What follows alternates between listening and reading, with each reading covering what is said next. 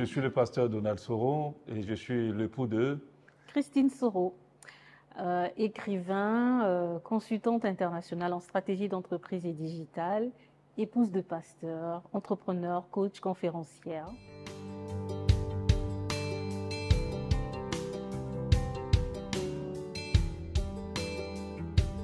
Bon, comment on s'est rencontrés? Elle va le dire. Oui, en fait, nous sommes en 2005, c'est ça. Lorsque j'ai eu mon baccalauréat, donc je cherche un petit job d'été et je le trouve dans un cybercafé. Et donc là, je découvre un site internet, nicodème.net, que j'apprécie mais tellement parce que je viens de me convertir il y a à peine 2-3 ans comme ça. Et donc ce site m'édifie tellement et surtout j'étais abonnée aux exhortations de la semaine écrites par un certain Donald Soro. Et donc, chaque semaine, vraiment, j'étais très régulière dans le site.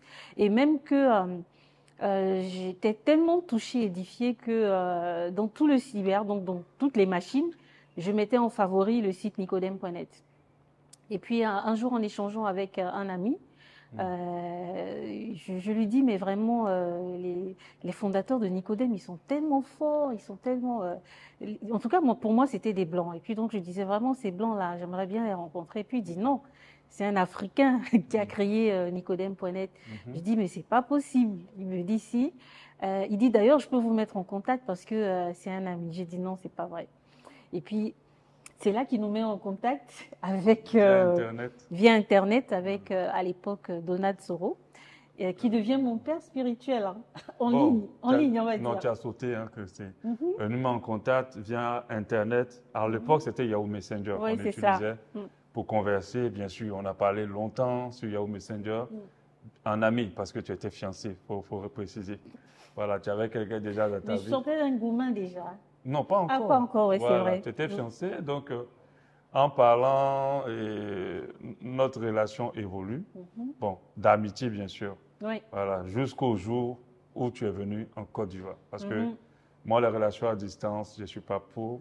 Je ne sais pas entretenir une relation à distance. Donc, quand elle est arrivée au Gabon, non, en Côte d'Ivoire pour les vacances, voilà. J'étais à Dakar au Sénégal. Elle était à Dakar au Sénégal pour étudier. Et puis voilà. Bon, je pense que c'est à partir de la Côte d'Ivoire que les choses ont commencé. Oui. Voilà, donc, si tu veux en fait, quand on s'est vu, je me rappelle, j'étais chez une tata qui m'avait hébergée. Et donc, on devait se voir après tout ce temps sur Internet. Et là, quand il arrive... en 2006. En 2006, voilà. Ouais, un an après. Quand il arrive à la maison, je fais « Waouh, il est pas mal ». Mais bon, sans trop d'arrière-pensée aussi, hein, sur le champ. Ouais, bon. Sur le champ. Bon. Après, la relation évolue, on va dire ça. Et je pense que c'est en ce moment-là qu'elle a eu le gourmet avec son ex. On ne va pas dire ce qu'il a fait parce que bon, puisque c'était qu'il a connu. Mais il faut quand même dire parce que ça peut édifier d'autres filles. Hein. Bon, il était sorti avec sa meilleure amie. Voilà. Ils étaient chrétiens. Il a couché avec elle, sa meilleure amie. Une amie avec qui elle dormait chez les parents et tout le reste. Et donc, elle avait quitté. Et quand on s'est rencontrés à Abidjan en 2006, on s'est mis ensemble. Et lui, il appelait pour me menacer. Et il me menaçait en me disant que c'est sa femme et Dieu lui a donné. Et que moi, de dégager. Et moi, je lui ai dit, tu es un Saül, Dieu t'a donné la royauté, tu as déconné, mais Dieu a suscité un David. Donc, je pense qu'il a compris qu'il fallait s'écarter. Puis bon, après, la relation a évolué, elle est partie, elle est retournée au Sénégal. Moi, je suis parti au Tchad pour le travail et au fur de but en blanc, évolué. Elle est revenue encore à Abidjan quand je suis revenu à Abidjan. Je suis parti au Gabon et voilà, on s'est décidé. Rencontrer ma famille. Rencontrer sa famille et il fallait choisir le pays où il fallait aller, rester et vivre. Donc, on a choisi le Gabon parce qu'à chaque fois quand je faisais les navettes entre le Gabon et la Côte d'Ivoire, quand je venais en Côte d'Ivoire, je me sentais à l'étranger pendant que c'est mon pays où je suis né. Donc j'avais le sentiment d'avoir voyagé en venant dans mon pays. Donc j'avais compris qu'il fallait aller rester au Gabon. Et on est parti au Gabon, la relation a évolué, Dieu nous a mis dans une assemblée, on a servi. C'est là que j'ai commencé mon ministère pastoral. On s'est mariés dans cette assemblée, on a en 2009, on a accueilli nos premiers enfants. En 2010. En 2010, notre première fille, et puis voilà. Il faut préciser, on a fait 4 ans de fiançailles. 4 ans de on s'est connus dans le mariage. Dans le mariage, oui, ça c'est un point. Elle insiste là-dessus. comme si c'était elle qui avait joué un grand rôle. Je pense que la grâce de Dieu a fait que pendant toutes ces 4 années de fiançailles, on n'a pas sauté le pas. Et même pendant le mariage, on a attendu vraiment de finir toutes les cérémonies parce qu'on tenait vraiment à honorer le Seigneur. Et puis, bon, moi, j'avais une particularité aussi, hein, je pense qu'il faut le dire. Hein. Il n'avait jamais connu de femme. Et puis, Ouais. c'est ma seule femme. C'est par contre moi qui avais connu, comme on dit, le hommes, monde. voilà. J'avais vraiment fait le monde. Ah, voilà, bon. Donc, Elle avait roulé sa bosse pendant que moi, j'étais tout blanc. Mais il faut préciser aussi, il faut donner un petit détail. Ouais. Le jour de la lune de miel, je me dis, on donne pas, le jour de la lune de miel, je me dis, ah mais je prie même, hein, je dis Seigneur, s'il te plaît, aide-moi pour l'orienter, pour vraiment, je me disais, je suis la maîtresse et lui l'élève en fait. Mais je suis étonnée que le jour de la lune de miel, c'est lui le maître et moi l'élève. Petit détail.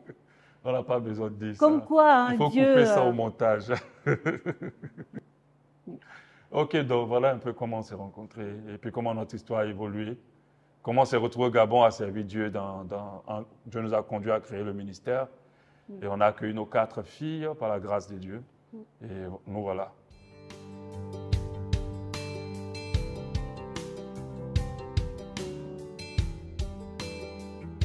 D'accord. Pour moi, c'était tout simple. Hein. C'était, bon, quand je veux dire simple, je ne vais pas dire simple, mais j'avais un critère quand même assez important. Comment pour moi ça commence? En 2005, je dis à Dieu, il faut que je me marie. Parce que je venais de terminer mon cycle ingénieur, je crois, en informatique en 2003-2004. Et il me fallait me marier. Donc je dis au Seigneur, même si je ne me marie pas en 2005, permets-moi de rencontrer ma femme. Voilà. Et vous savez, quand vous priez, hein, ce n'est pas Dieu seul qui écoute les prières. Hein. Le diable aussi, il écoute. Donc, en cette année, il y avait une meilleure amie dans mon groupe de prière. Bon, pas une meilleure amie, une sœur dans le groupe de prière de qui on était un peu proches, qui a déclaré sa flamme. Elle est sortie, je ne sais même pas d'où. Elle est venue me déclarer sa flamme. Donc, je me suis dit, ah, peut-être que c'est la réponse à ma prière. Donc, bien sûr, en évoluant avec cette sœur, en essayant de voir si c'est la réponse de Dieu, je me rends compte qu'il y a quelque chose qui ne va pas. Non seulement elle veut m'attirer dans des choses qu'il ne faut pas, c'est-à-dire un peu l'étude sensuelle, sexuelle. Ce n'était pas une chrétienne très affermie. Et puis en 2, moi j'étais informaticien, j'aimais l'informatique. Et j'avais commencé Nicodème, c'est-à-dire le site que j'avais créé, le portail chrétien de l'évangélisation. Il me fallait une femme quand même qui comprenne ce domaine-là. Elle n'avait rien à faire. Tout ce qui était dans sa tête, c'était de dire à tout le quartier, toute la zone que oui, j'étais son fiancé. Elle prenait vraiment pour moi faire tout un trophée. À un moment donné, je me suis dit non, ça c'est pas la bonne. C'est pas la bonne parce que elle n'est pas profonde, elle n'est pas spirituelle, elle n'est pas accrochée aux choses de Dieu. Et puis moi, vraiment, c'est dans ça que je me vois. Et puis quand elle vient, ma femme, la même année, bon, la même année, on se connaît aussi, hein, on a commencé à parler la même année 2005, donc ça dit que ça coche déjà la case de connaître sa femme en 2005. Quand elle vient en 2006, voilà, et on commence à marcher un peu, je lui présente des amis païens qui ne sont pas chrétiens. Et le premier réflexe qu'elle a eu, c'est de commencer à leur parler de Jésus. Et pour moi, c'était le signe le plus important. C'est-à-dire que la femme que je vais marier puisse avoir le fardeau de l'évangélisation, aimer vraiment se soucier du salut des âmes. Et c'est ce qu'elle a fait tout de suite. Et je me suis dit, bon, ça c'est la bonne. Et en plus de ça, c'est une passionnée de l'informatique. Sa propre mère avait comment on appelle ça? Le truc center, là, je ne sais même pas comment. Une business center. Voilà, business center. Voilà, un truc de business center, un truc où elle tape les saisies et elle allait aider sa mère.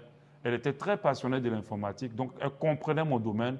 Et puis, qu'est-ce qui nous a mis ensemble? C'est mon site Internet dont elle faisait la publicité sans me connaître au Gabon. Donc, je pense que toutes les cases étaient vraiment cochées. Et puis, bien sûr, bon, au fur des années, je pense qu'il y a un peu perdu, c'est un peu revenu. Elle était très aimable, très gentille, très douce. Bon, aujourd'hui, c'est vrai que je cherche un peu ça, mais bon, ça vient, ça part. Mais à l'époque, voilà, j'étais beaucoup impressionné par les femmes au bon cœur. Voilà. Donc, je pense que... Bon cœur. Oui, toujours bon cœur, mais parfois, c'est un peu chaud. Bon cœur, mais parfois, quand tu es fâché, les griffes sortent un peu. Mais elle avait ce côté-là. J'aime les gens qui sont... Parce que les hommes, parfois, il faut des griffes. Hein, Ah non. Donc, voilà un peu, moi, ce qui m'a convaincu, pour ma part. Je pense qu'elle pourra dire pour elle. Oui, bon, moi de mon côté, qu'est-ce qui s'était passé? Je sortais d'un gourmand. J'avoue que j'étais dans une petite attitude de rébellion vis-à-vis des hommes, hein.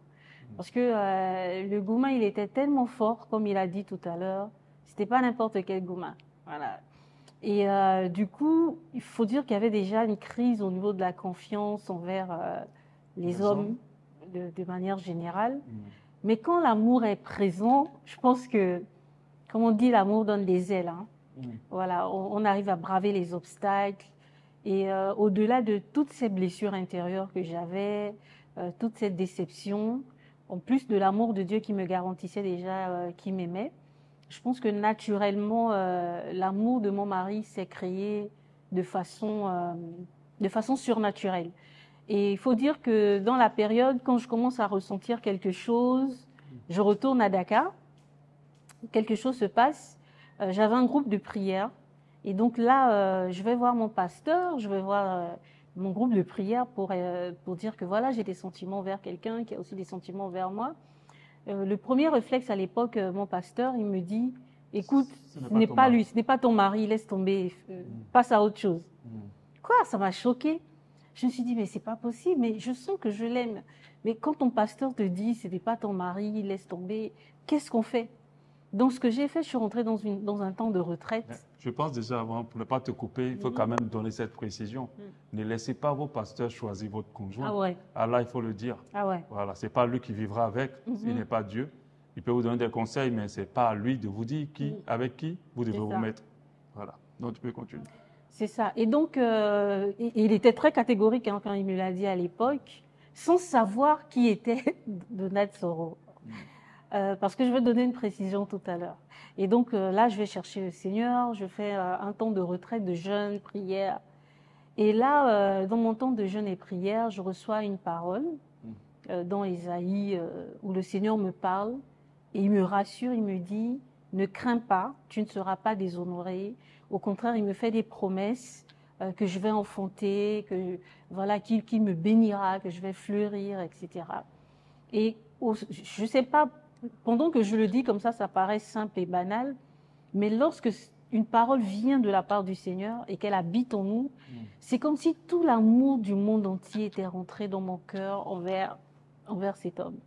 Et là, plus rien ne pouvait m'arrêter, ni un pasteur, ni un frère en Christ, parce que même les frères en Christ que j'avais essayé d'inviter dans l'intimité de ma préoccupation pour dire aidez-moi à prier, je me rappelle le responsable de l'intercession, enfin, le frère avec qui je cheminais, enfin, avec qui je priais. Nous étions 3 dans le groupe. Et lui, il me dit, ah, écoute, moi j'ai prié, mais je ne ressens pas. Donc, je pense qu'il faut te calmer d'abord. Waouh! Mais même malgré tout ça, parce que j'avais reçu une parole du Seigneur, je me suis engagée. Par la foi, j'ai dit oui à mon mari aujourd'hui. Et chose étonnante, des années plus tard, 7 ans après, pendant qu'on est mariés, c'est là que mon ancien pasteur, parce qu'après je suis quittée à Dakar, c'est là qu'il m'écrit un jour sur Facebook pour se faire mea culpa, dire vraiment pardon. Pardon parce que il dit, attends donc ton mari c'est Donald Soro. J'ai dit oui. Et il me dit vraiment pardon parce que pendant des années, il avait été édifié, mais vraiment édifié par Nicodème.net. Il dit Nicodème, c'était sa source. C'était l'un des rares sites où il pouvait s'abreuver vraiment avec des ressources qui ramenaient à la nouvelle naissance, qui ramenaient à l'évangile de Christ véritable. Et vraiment, il a été béni pendant toutes ces années. D'ailleurs, même qu'il a beaucoup recommandé Nicodème. Et que très sincèrement, il me demandait pardon. Et qu'il était fier de moi et rendait grâce à Dieu parce que heureusement que j'ai écouté la voix de Dieu pour ne pas rater l'opportunité et la grâce de ma vie. Amen. Donc voilà un peu. Voilà.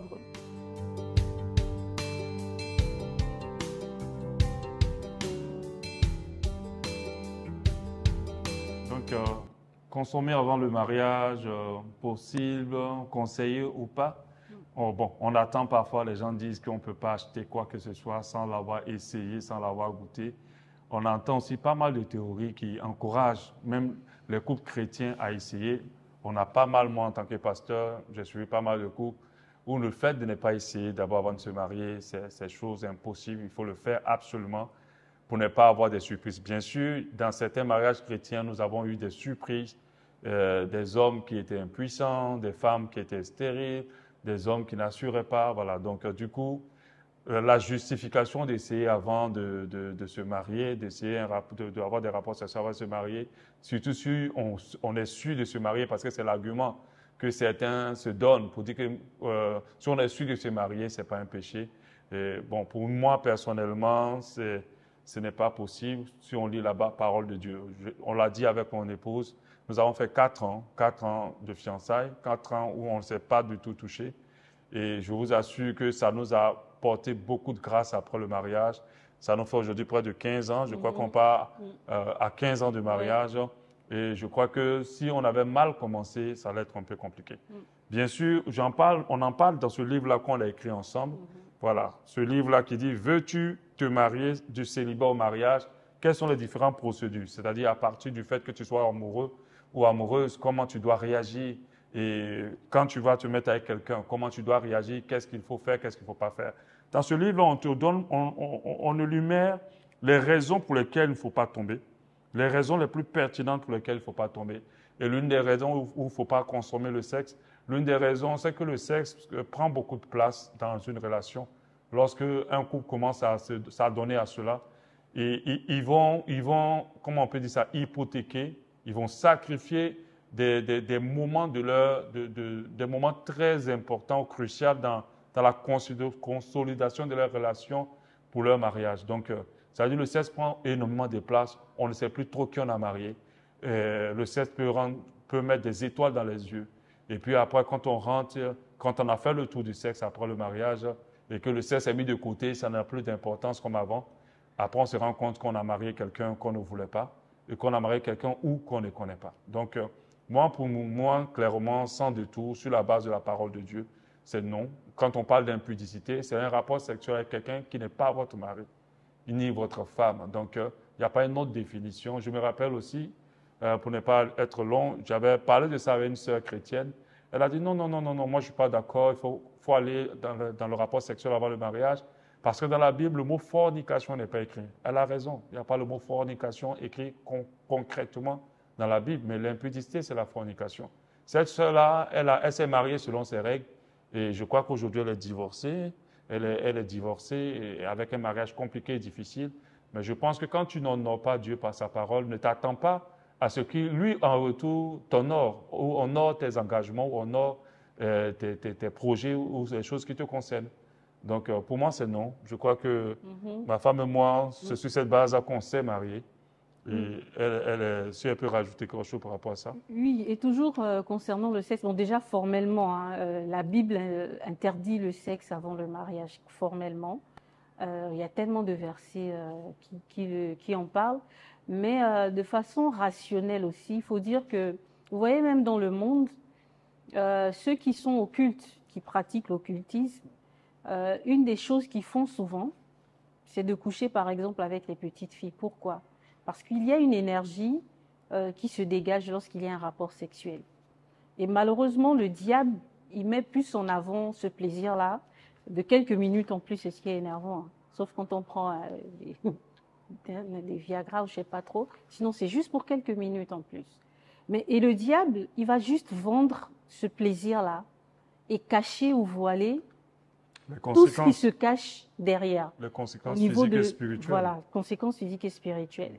Il y a une énergie qui se dégage et cette énergie, à chaque fois que nous avons des rapports sexuels hors mariage, c'est comme si nous vendons au diable cette énergie, ce qui fait que finalement, quand on arrive dans le mariage, on n'a plus rien à partager puisque on n'a plus d'énergie en fait. Nous sommes vidés de cette énergie. La vigueur. La vigueur. On en parle d'ailleurs dans le livre. Il y a des réalités spirituelles comme ça parfois qu'il faut vraiment admettre et réaliser pour éviter de tomber dans le piège de l'impudicité. Et donc, comme il le disait, nous, ce n'est pas quelque chose pour l'apparence. 15 ans après, on a l'impression, ce matin encore, on se faisait des petits jeux. On a l'impression, parfois, moi j'ai l'impression que mon époux, c'est hier que je l'ai rencontré. C'est comme si c'est un seul jour. Parfois, quand il tombe malade, j'ai l'impression que je tombe aussi malade. Et vice-versa. On ne sent plus qu'on est juste un couple, on sent qu'on est comme on dit souvent, une âme sœur. On est vraiment un esprit, une âme et un seul corps. Et cette magie-là, si je peux le dire, si je peux me permettre d'utiliser ce mot, le Seigneur déploie cette faveur, cette grâce, en général, lorsque nous obéissons à sa parole. J'ai envie de dire Amen. Amen. Ouais.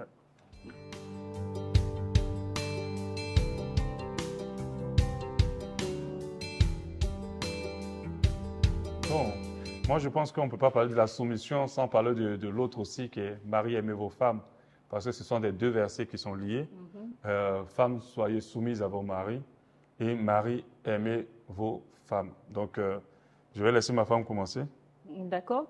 Bon, moi, en termes de soumission, il faut dire que une fois, mon mari, il m'a enseigné sur la maturité en toute chose. C'est-à-dire que même quand on a des enfants, parfois on est exigeant, on souhaiterait voir un certain comportement, certains résultats en fait, chez nos proches, dans notre vie de manière générale. Et il me disait qu'il a compris que Dieu a mis une loi de la maturité. Avant de manger une mangue mûre, elle passe d'abord par la loi de la maturité. Et pour parler de soumission, c'est comme nous sommes l'épouse de Christ. Mais je ne sais pas s'il y a un enfant de Dieu aujourd'hui qui peut se qualifier, être déjà arrivé, avoir finalisé la course, si ce n'est la mort qui est capable de dire à la fin si finalement on a gagné la course ou pas. Pour moi, la soumission, en tant que femme, entre le temps où je me suis mariée jusqu'à présent, je vais dire que c'est progressif. Il y a toute une maturité, je n'ai pas encore fini. Je suis encore rebelle de temps en temps. OK? Je suis encore rebelle. Mais le plus important, c'est vraiment de retenir qu'il ne faut pas qu'on soit exigeant, ni les maris envers les femmes, ni les femmes envers elles-mêmes, parce qu'il y en a qui se culpabilisent, qui se disent « Ah ben tiens, la Bible dit qu'il faut que je sois soumise. » Et elles se rendent compte qu'elles n'arrivent pas à être soumises. Déjà, il faut définir c'est quoi la soumission. Pour moi, la soumission, c'est vraiment être sous une mission. J'ai eu du mal au début parce que je suis très indépendante, il faut dire. À la base, j'étais indépendante. Je sais me débrouiller seule. Je sais gagner ma vie seule. Et quoi qu'étant chrétienne, j'avais du mal à accepter de dépendre de mon mari, même quand j'ai les possibilités ou les moyens. J'avais vraiment du mal. Quand il a reçu l'appel pour entrer dans le ministère. D'ailleurs, il a fait 1 an. On a fait 1 an avant que je l'accepte. Mais même quand j'accepte, j'avais du mal à intégrer le ministère, mais vraiment dans ma vision, si je peux le dire. Et à partir de cet instant, on ne peut pas parler de soumission, en fait. Donc, c'est vrai que je veux parler du suivisme, hein, mais ce n'était pas vraiment une soumission, je n'étais pas vraiment une aide qui avait intégré l'appel ou la vision de mon mari à 100%. Pour moi, je l'accompagnais, ou à la limite, j'ai envie de dire, même je rendais service. Et il y a peu de temps même, d'ailleurs, je veux dire, comme je le disais, au fur et à mesure, que Dieu s'est vraiment révélé à moi. Et aujourd'hui, je comprends quelle est ma place auprès de mon mari.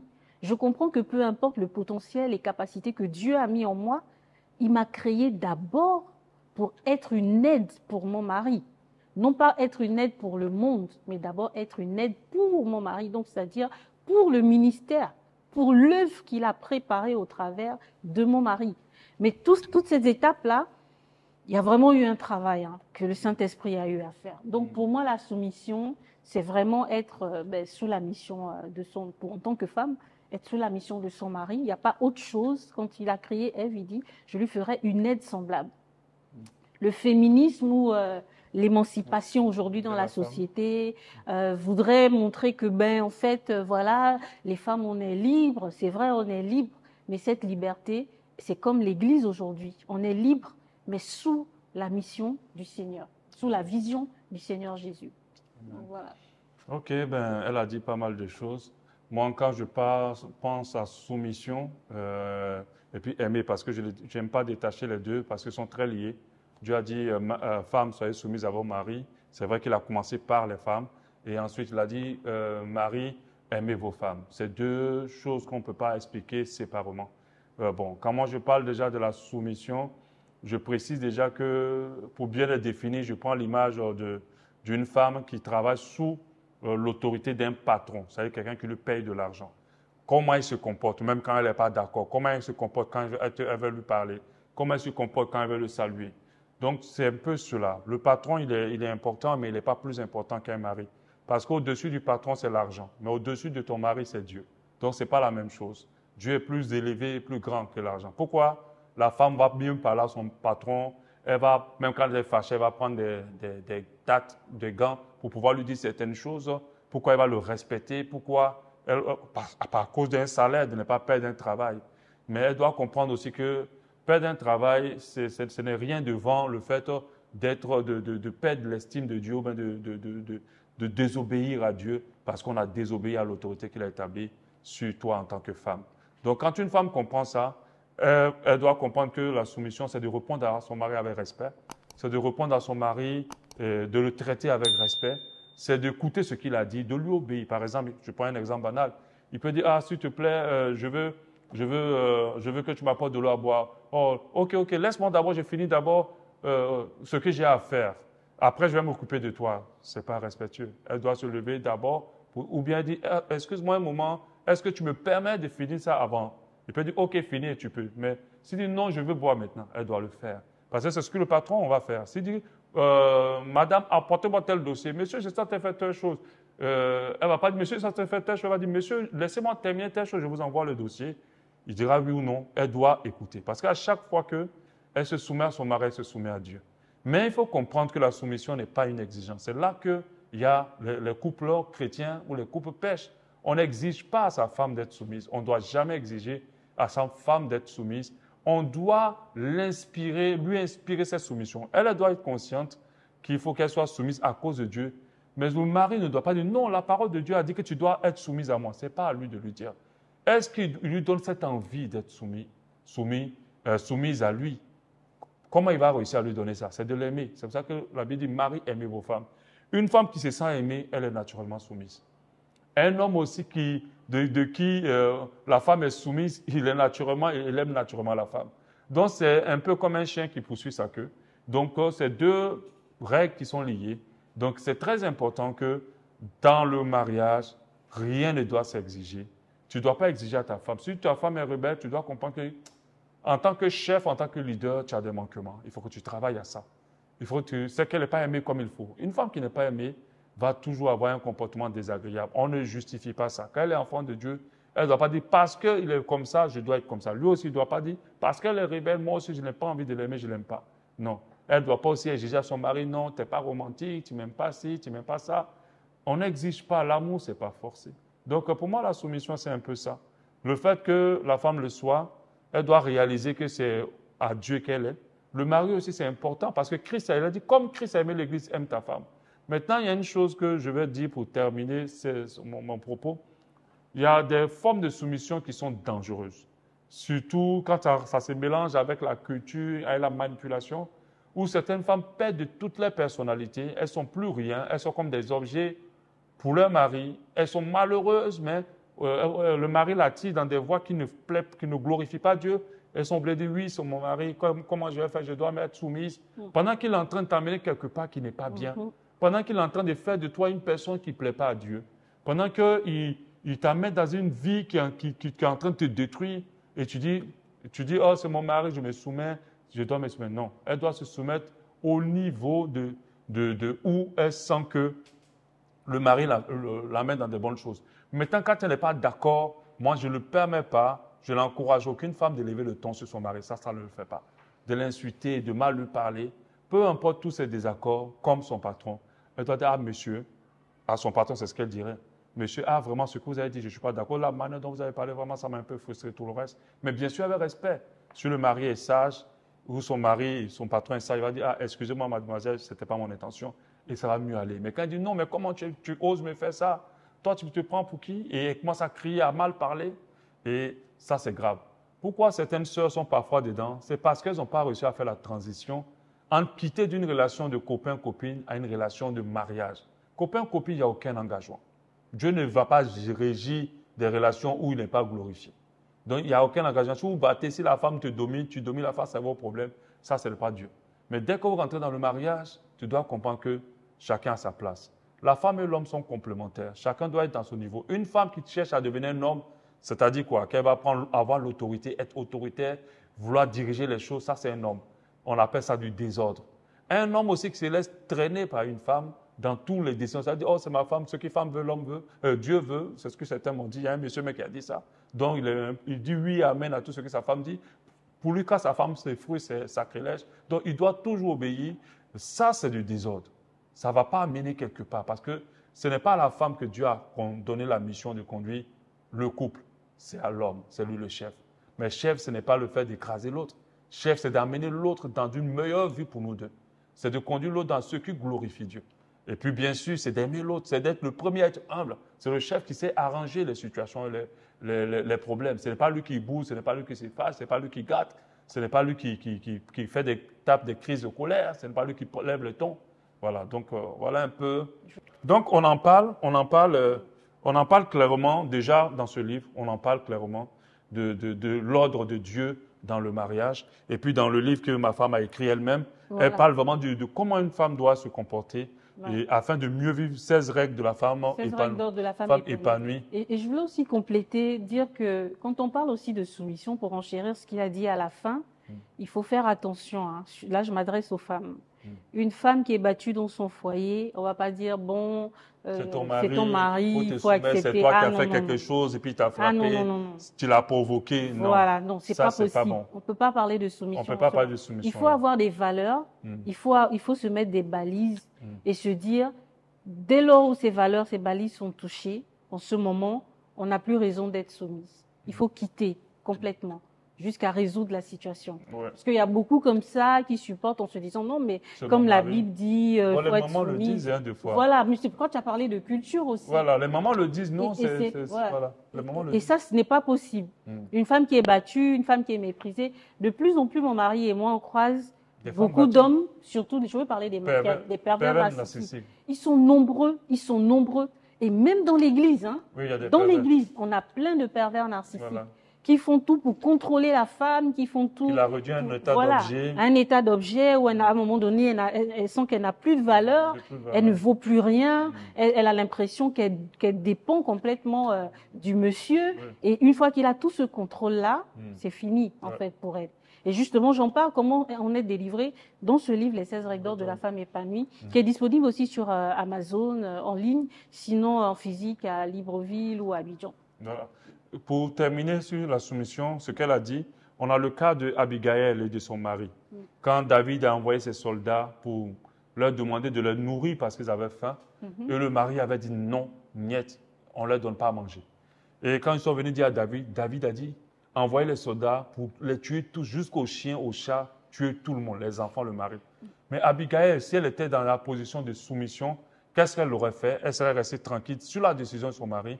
Et puis, ils seront tous morts, bien sûr. Qu'est-ce qu'elle a fait? Sans tenir compte parce que son mari avait fait une gaffe. C'était des serviteurs de Dieu. Et sans tenir compte de ce que son mari a dit, elle a pris des vivres, elle a pris de la nourriture, elle est passée par derrière et elle est rencontrer David avant que David ne vienne détruire toute sa famille. Et puis elle leur a offert la nourriture. Et ça a beaucoup aidé, ça a sauvé non seulement sa vie à elle, et la vie de toute sa famille. Mais si on parlait de soumission, elle serait morte avec toute sa famille. Donc parfois, la femme peut agir en Abigail, mais bien sûr dans le respect de la parole de Dieu, dans un esprit bien sûr de soumission, pas de rébellion. Elle doit pouvoir amener les choses pour le bien de la famille et du couple aussi, et pour son bien. Parce qu'on ne rentre pas dans un mariage pour que la femme soit battue, méprisée. Deux fois, mais il y a des pervers narcissiques dans l'église ou des chrétiens sur la base de la soumission qui tue, je ne dirais pas le toile, mais... L'estime de soi. Non, pas l'estime. C'est-à-dire que ce que Dieu veut faire à la femme, c'est-à-dire que sa destinée. Voilà, c'est-à-dire qu'il contrôle tellement sa femme que la femme n'arrive même plus à faire ce pourquoi Dieu l'a amené sur cette terre, sur la base de dire que tu dois être soumise, tu dois m'écouter, je ne veux pas que tu fasses ci, je ne veux pas que tu fasses ça. Donc voilà un peu quoi pour nous. Donc comme on le dit, ce livre-là en parle. On a pas mal d'enseignements en ligne aussi où on parle de toutes ces choses-là.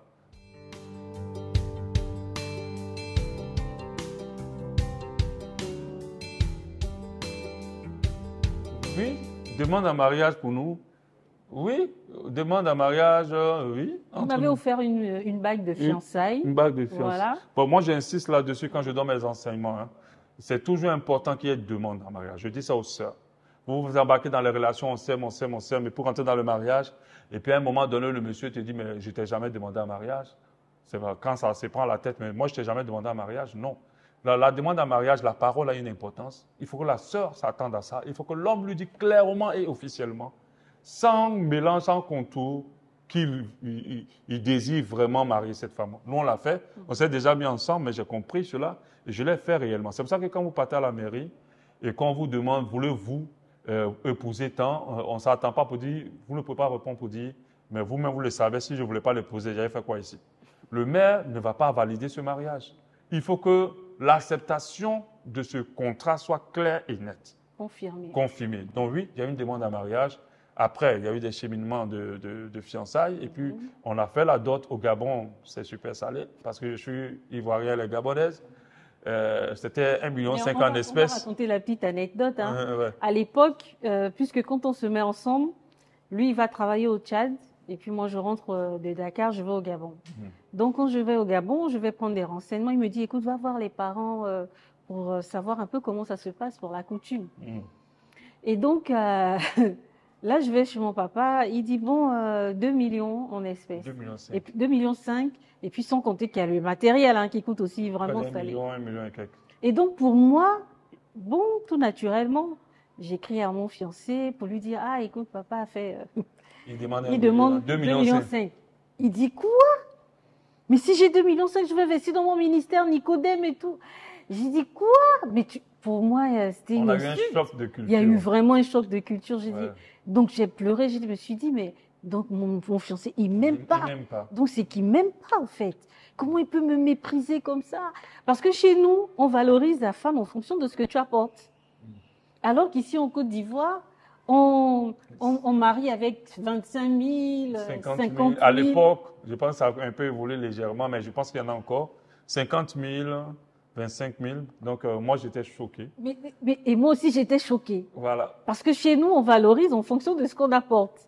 Et puis, bon, mais quand l'amour triomphe encore une fois... Après, on a fait la dot. Et voilà, finalement... 1,5 million qui a été demandé. Et puis 1,5 million en espèces. En espèces. Et Et puis près $1 d'1 million million de matériel. 4 pages de matériel à offrir.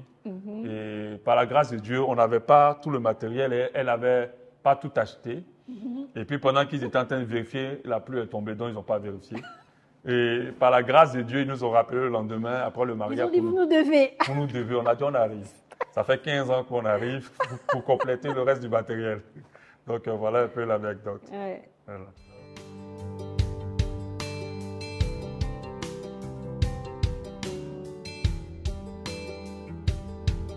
Moi, là, je ne suis pas trop émotionnel. Je préfère te dire ça en même temps. Je ne suis pas trop émotionnel. Est-ce que ça dit quelque chose de... Pour moi, j'étais plutôt dans la curiosité. C'était une découverte, c'était l'aventure. J'aime beaucoup les changements. Donc, j'étais plutôt dans ça. Et puis, bon, après, quand elle rentre, elle a le voile, vous ne voyez pas son visage. Voilà, donc, bon, je ne dirais pas quelque chose de particulier, mais je suis quand même assez atypique quand même à ce niveau-là. Peut-être qu'il faut mieux lui demander peut-être quand est-ce qu'elle a ressenti quand elle m'a vu. Voilà. Bon, moi j'avais hâte, après 4 ans de cramage, j'avais, en fait, en réalité, ma tête était déjà la lune de miel, quoi. Donc, j'arrive tout naturellement au fond de moi, je dis faisons vite. Voilà. Elle ne voulait même plus faire la soirée. Ouais. J'avais hâte de couper le gâteau et puis rentrer, en fait.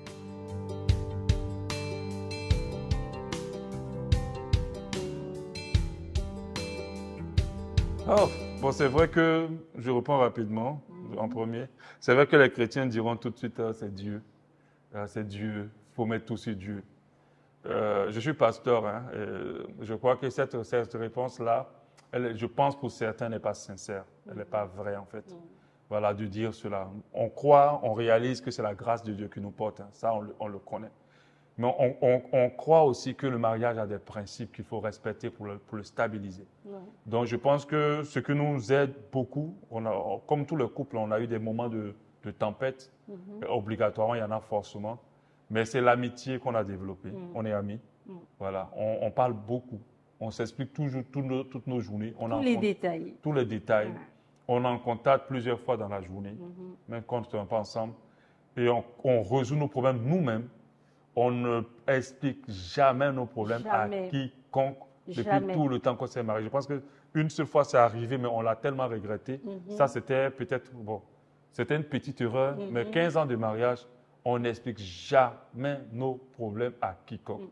S'il y a même le volcan dans le couple, on va s'asseoir. Si on doit faire 4 heures, 5 heures de discussion, toute une nuit de discussion, toute une matinée. Des fois, on part au travail en retard parce qu'on estime que notre couple est au-dessus de notre travail, tout le reste. On va prendre tout ce temps-là pour discuter. Parce qu'on a compris que ceux qui ont cette manie d'aller voir papa, pasteur, pour dire, ou quelques-uns, pour dire, ouais, tu as vu mon mari, tu as vu ma femme et tout le reste, je crois que ces personnes-là, on fragilise leur mariage. Donc, du fait qu'on ne l'explique pas, ça nous permet de grandir. Parce que quand vous vous obligez à résoudre des problèmes, vous grandissez. Nous, c'est ce qu'on fait. On s'oblige à résoudre nos problèmes. On se met Dieu au milieu. On ne va pas partir, on ne va pas se fâcher, on ne va pas se séparer. Si on doit bouder, on va bouder 2 jours, 1 jour, mais après on s'assoit.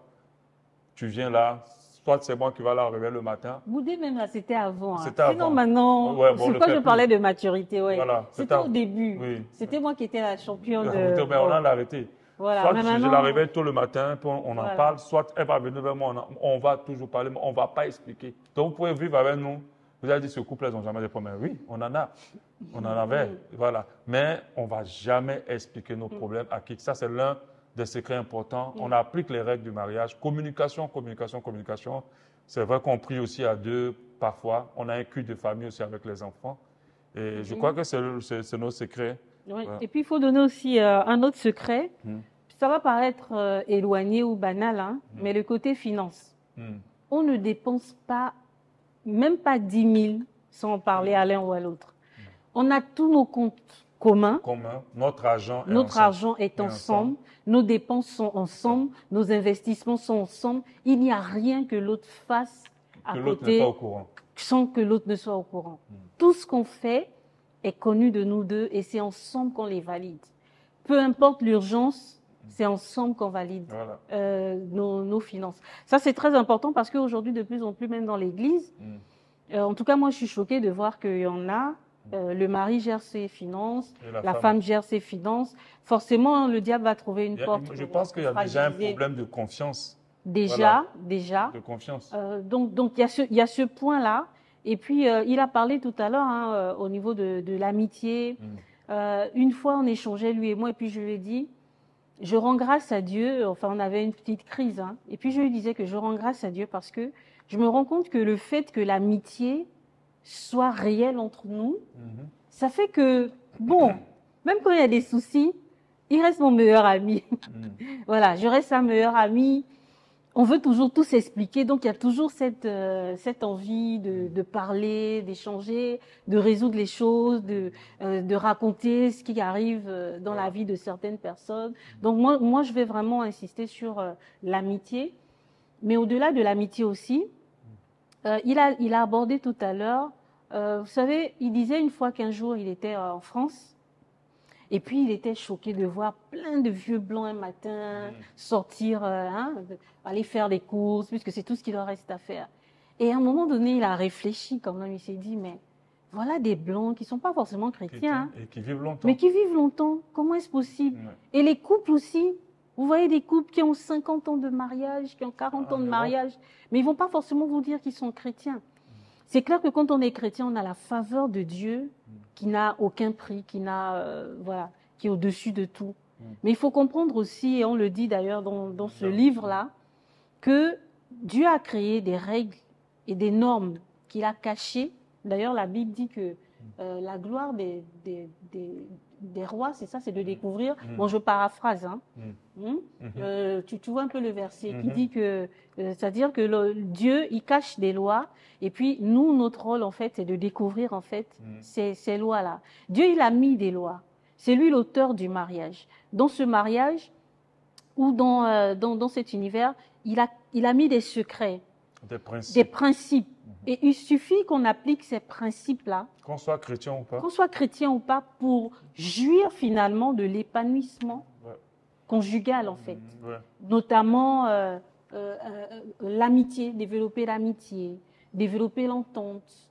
Hein? Oui, mais par rapport à l'âme, ce que tu as dit pour les vieillards, c'était par rapport à l'âme. Ces couples-là, pourquoi ils vivent aussi longtemps?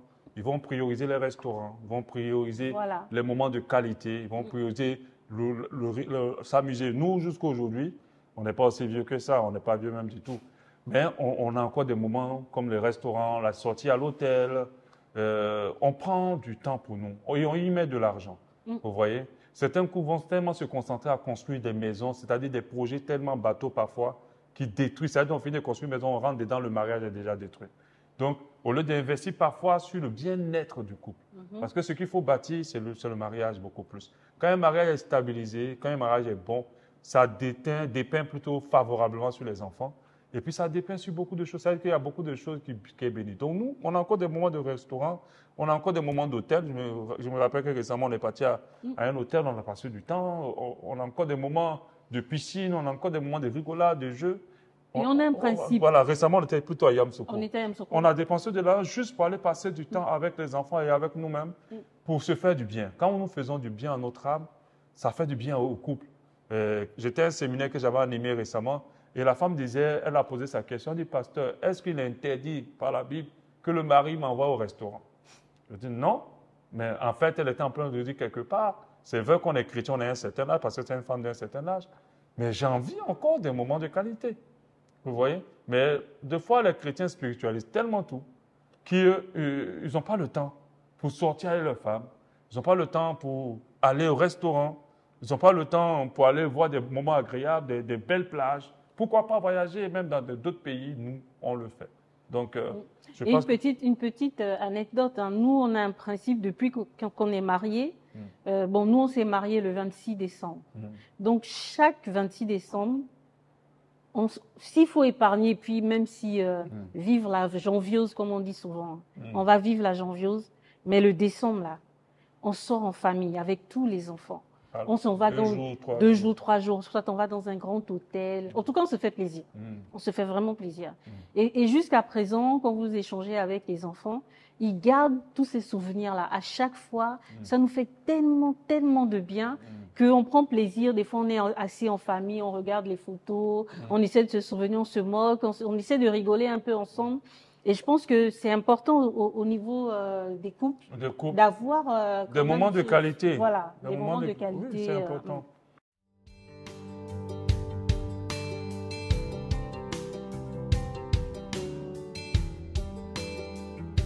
Oui, c'est quand même compliqué. L'éducation des enfants, c'est vraiment, comment je peux dire ça? Ce n'est pas quelque chose d'évident pour tout le monde. Hein. C'est pas évident. Parce que c'est des êtres à part entière plutôt, et ils ont leur volonté, ils ont leur manière d'être. Aujourd'hui, avec Internet et la télé, les parents ont livré l'éducation de leurs enfants à la télé et à Internet. Nous-mêmes, parfois, on se retrouve un peu plus ou moins dans ça.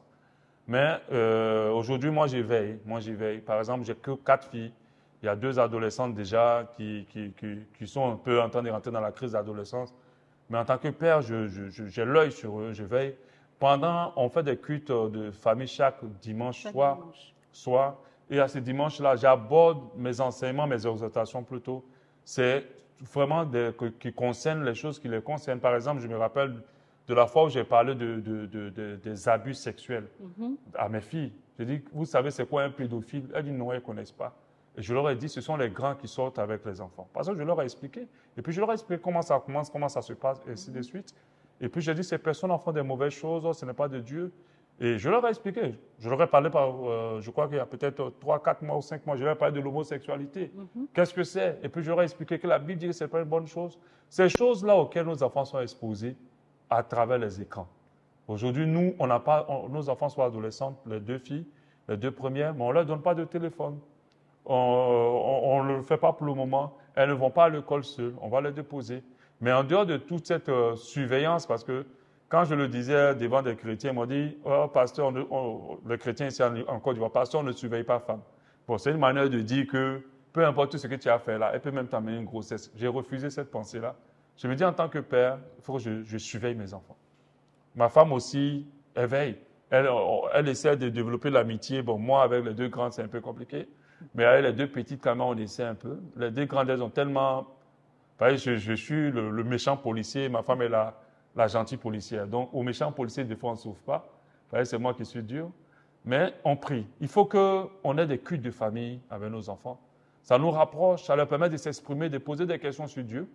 Et puis, ça nous permet d'avoir cette occasion de transmettre les valeurs du Seigneur. Parce que la parole de Dieu dit, éduque-leur selon le Seigneur. Donc, c'est ce qu'on essaye, je préfère dire. Après, dans tout ça, c'est la grâce de Dieu. Voilà. C'est la grâce de Dieu. Et puis, comme il parlait aussi des sujets, ça nous a permis de découvrir justement que il y en a qui sont déjà amoureuses. Et une petite anecdote, la plus petite qui n'a que 6 ans, qu'est-ce que tu lui avais dit quand il te dit que mais il y a déjà un métis donc oui, en fait oui. Donc je m'amusais, elle a dit, vous là, je ne veux pas qu'on m'envoie des noirs, moi des blancs. Elle me dit, papa, il y a un métis dans ma classe. Elle dit, bon. Ça c'est celle de 6 ans. Juste pour dire quoi, bon, on en rigolait, voilà. Mais en même temps... Et puis il y a l'autre qui disait qu'elle est mariée qui a la barbe, celle de 7 ans. Voilà, bon. Après, elle a dit, elle veut un barbu. On dit, mais c'est quoi un barbu? Bon, c'est pour déjà les mettre à l'aise et puis qu'elles puissent vraiment s'ouvrir naturellement. Il ne faut pas être seulement méchant et policier.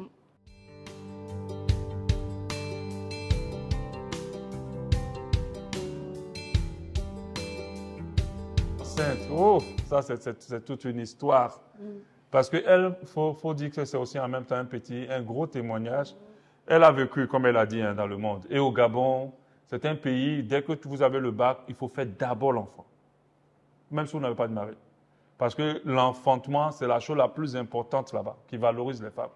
Donc, elle a vécu toute sa vie, qu'elle a vécu, ce qu'elle a vécu.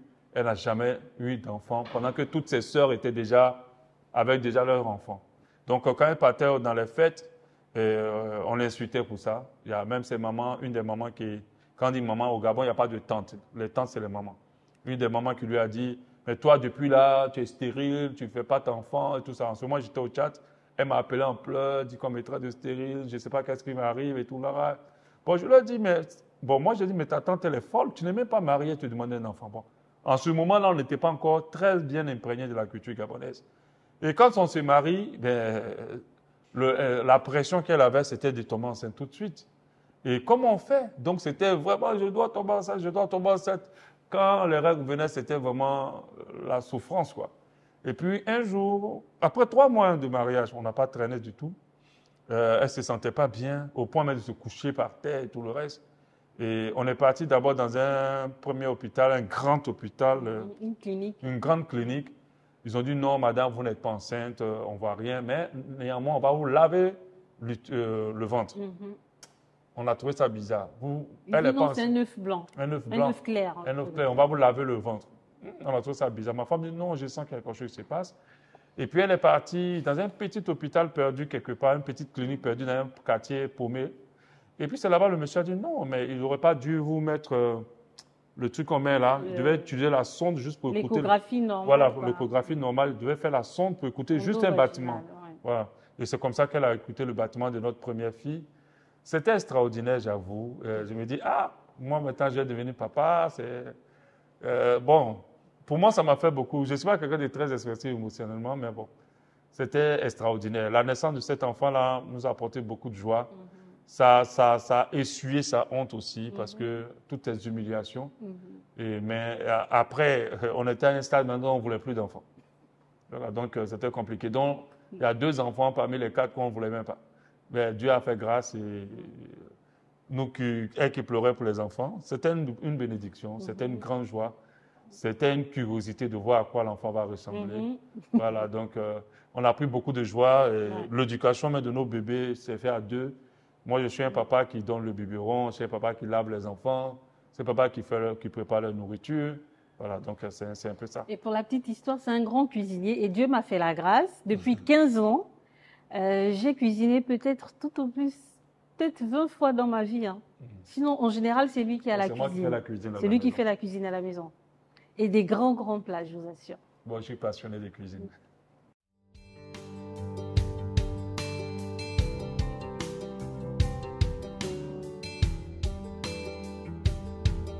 Donc, comme on l'a dit durant notre échange, je suis écrivain, ma femme aussi. Nous écrivons pas mal de livres. Moi, je suis écrivain spécialisé dans l'écriture des romans chrétiens. J'en ai pas mal en ligne, mais on va plutôt présenter des livres qui concernent un peu le mariage. Donc, celui-là, C'est Veux-tu te marier, du célibat au mariage. Donc, on parle vraiment de tout le processus qui est vraiment dans le processus divin pour rentrer dans un mariage qui va glorifier le Seigneur. Donc, c'est un livre qu'on vend ici à Abidjan à 5 000, au Gabon à 10 000. En tapant peut-être Donald Soro en ligne ou Christine Soro, vous nous trouvez Christine Soro officielle. Voilà, Christine Soro officielle. Vous nous trouvez très rapidement pour nous contacter par Facebook, Instagram et les différents réseaux sociaux, YouTube, ainsi de suite. Donc, voilà un peu pour ce livre-là qui a fait beaucoup de bien. En fait, c'est un résumé de près de 10 ans de séminaire. Parce que depuis 2014, on a commencé un séminaire qu'on appelle Itonda au Gabon pour préparer les jeunes au mariage. Et c'est un condensé de tous ces séminaires-là, de près de 10 années de séminaire. Voilà. Voilà. Et donc, je veux compléter avant de parler de ça, que nous avons un tout premier livre qui n'est pas présent là, qui s'intitule « 30 jours pour restaurer son couple », préfacé d'ailleurs par le pasteur Marcelo Tunassi. Et ce livre est vraiment une invitation non seulement à la réflexion et en même temps comme un outil d'aide pour pouvoir restaurer les couples vraiment qui traversent des difficultés. Et dans ce livre, 30 jours pour restaurer son couple, on rappelle par exemple les 26 choses qui peuvent fragiliser un couple. Et même si vous n'êtes pas dans une grande crise, pour vous qui le lisez, ça peut aussi vous prévenir. Hein. C'est comme un médicament de prévention aussi qui peut vous aider notamment à prévenir les éventuels maux que vous traversez. Et donc, moi, je vais parler des 16 règles d'or de la femme épanouie, qui est vraiment un best-seller, qui se vend mais vraiment, comment dire, comme des petits pains, avec à cause de l'impact en fait que ce livre apporte dans la vie de tous ceux toutes les femmes, hein, et même les hommes. La plupart même, ce sont beaucoup d'hommes hein, qui ont quand même été très impactés. Et donc ce livre, 16 règles d'or de la femme épanouie, c'est 16 règles que je suggère à l'intérieur, au-delà de l'argent, du mariage et des enfants, pour expérimenter le véritable épanouissement. Parce que lorsque vous posez la question principalement aux femmes, qu'est-ce qu'il te faut pour être heureuse? Et là, toi qui me regardes, je te pose la question, qu'est-ce qu'il te faut selon toi pour être heureuse? Sûrement dans ton cœur ou dans tes pensées, tu vas me dire, ah, moi j'aimerais me marier. Je ne suis pas encore mariée, donc du coup, j'ai l'impression que je suis une loser, je suis une perdue, voilà. Et, ou encore, d'autres vont se dire, tout comme moi je l'ai été il y a quelques années avant, quand j'étais dans l'ignorance, mais sûrement il me faut beaucoup d'argent pour être heureuse. Et pourtant, on croise de plus en plus des personnes qui sont mariées et qui courent, très malheureux, qui sont en train de courir pour sortir du mariage. Donc, est-ce le mariage la solution à notre épanouissement, à notre bonheur? Sûrement on dira non. Il y a beaucoup de personnes qui ont beaucoup d'argent. Moi, j'en ai croisé en tout cas. Je me rappelle de cette nuit à 2 heures du matin où j'ai dû coacher une femme qui avait vraiment beaucoup d'argent et qui était très malheureuse. Et pourtant, cet argent ne pouvait pas résoudre les problèmes qu'elle avait. Donc, assurément, le mariage ne fait pas le bonheur. Mais toutes ces choses-là, ça contribue au bonheur. Donc, ça veut dire qu'il y a d'autres lois, d'autres principes, d'autres règles à comprendre, à découvrir, à intégrer pour expérimenter le vrai bonheur sans attendre forcément l'argent, le mari, les enfants, pour toi qui n'as pas d'enfants. Et donc, ce livre que vous disponible sur Amazon et ici en Côte d'Ivoire, au Gabon. Donc, comme on le disait, Christine Soro officielle, c'est ma page officielle, sur LinkedIn, sur Facebook, Instagram, où vous pourrez le retrouver. On a aussi un numéro de téléphone à coup sûr qui passera, plus 241 066 89 55 26. Voilà. Que Dieu vous bénisse.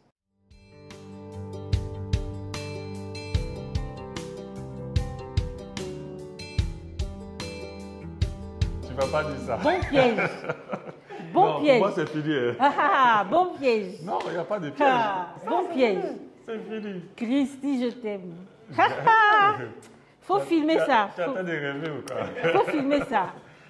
Non. Tu es la prunelle de mes yeux. Non. Ça, tu vas piéger. Vraiment, je rends grâce à Dieu pour cette amitié et surtout pour le fait que je sais que je peux compter sur toi pour tout. Peu importe mes besoins, peu importe ce que je traverse, je sais que je peux compter sur toi. Et j'avoue que des fois, je me dis, mais Seigneur, si tu me l'enlèves, comment je fais? Il pourvoira sûrement, quoi. Mais vraiment, je demande à Dieu encore davantage, beaucoup de jours, beaucoup d'années pour être auprès de toi et te rendre heureuse. Je t'aime. Me rendre quoi? Heureuse. Heureux. Te rendre heureux. Pardon. Ah, tu devrais passer pour la femme maintenant. Bon, moi aussi, que Dieu te bénisse aussi, pour ta présence. Voilà, donc c'est tout ce que j'ai à dire. C'est bon, Kevin.